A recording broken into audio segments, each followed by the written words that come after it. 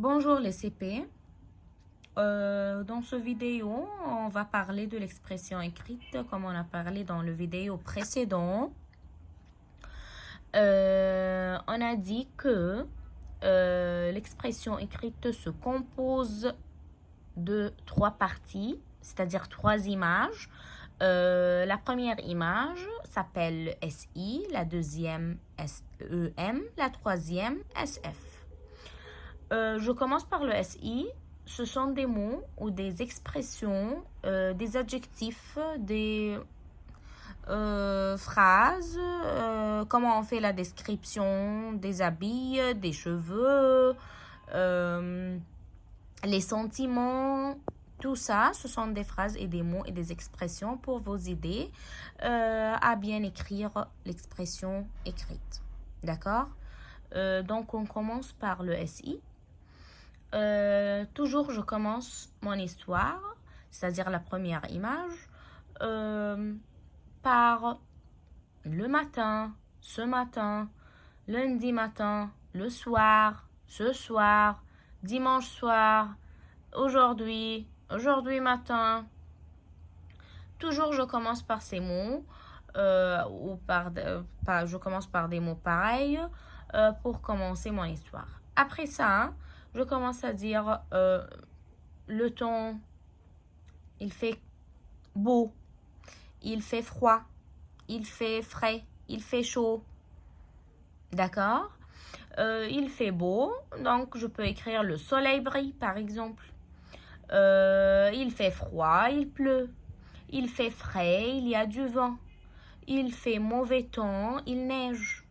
Il fait chaud, le soleil est ardent. Après ça, je commence à dire qui est la personne qui se trouve dans l'image. C'est qui? Théo, Nina, Jules, maman, papa, l'homme, la femme, grand-mère, grand-père, la maîtresse, le pêcheur, n'importe qui. J'écris exactement ce que je vois dans l'image. Après ça, je dois dire où. Il se trouve où? À l'école, à la maison, au jardin, au club, par exemple à la cuisine, dans la chambre à coucher, au bord de la rivière, à la plage, en classe. Ils sont où les personnes qui sont dans l'image? Par exemple, Théo, il est où? Nina, elle est où? D'accord. Après ça, je commence à faire la description de cette personne-là. C'est-à-dire, qu'est-ce qu'il porte? Il porte un quoi? Un pantalon, un t-shirt. Nina, par exemple, elle porte une jupe, une robe, une chemise, un pull, un short, un maillot de bain, un chapeau, des chaussures, des baskets, un pyjama. Je dois décrire tout ce qu'il porte. Cette personne-là, elle porte, par exemple, c'est maman, elle porte une robe, elle porte une jupe et un t-shirt. Je décris tout ce qu'elle porte ou tout ce qu'il porte. D'accord? Après ça, je fais après ça la description des cheveux de cette personne-là.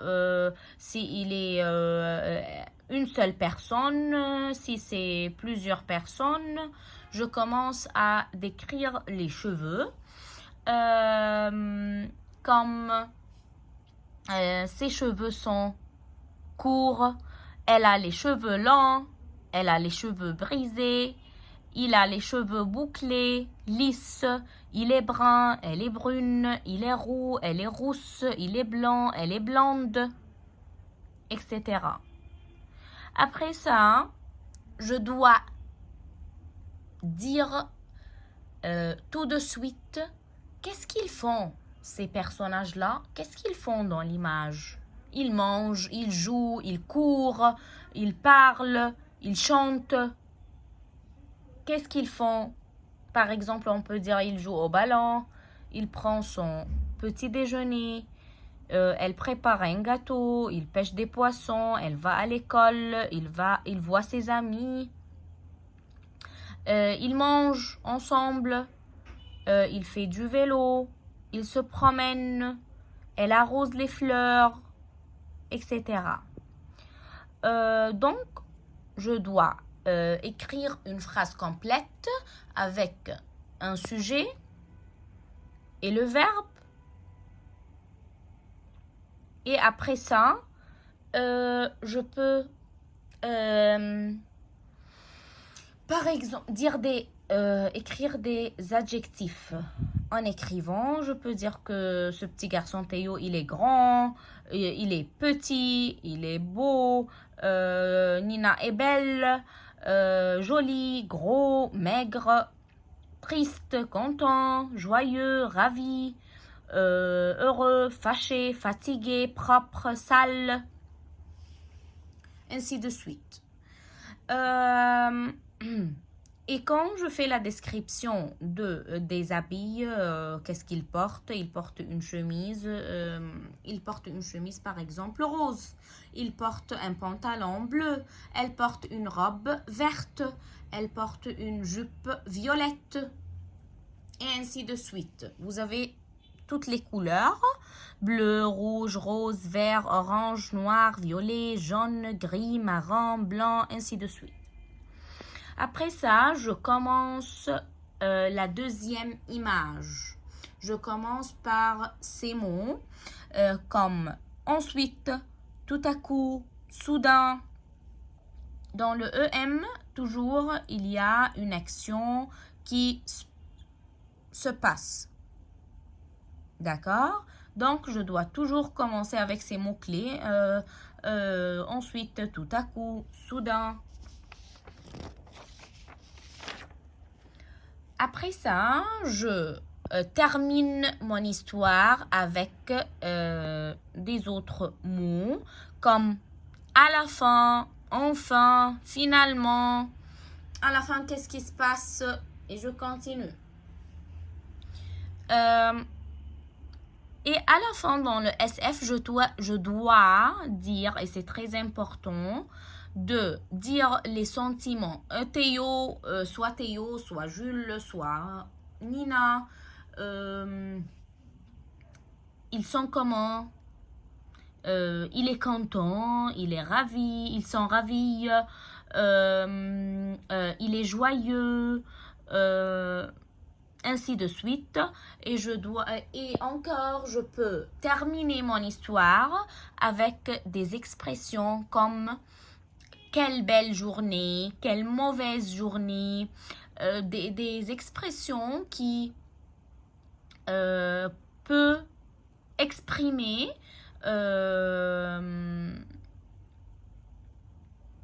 les sentiments. Comme je peux dire maman est énervée, elle est fâchée, papa il est fâché, ainsi de suite. D'accord? Et c'est tout.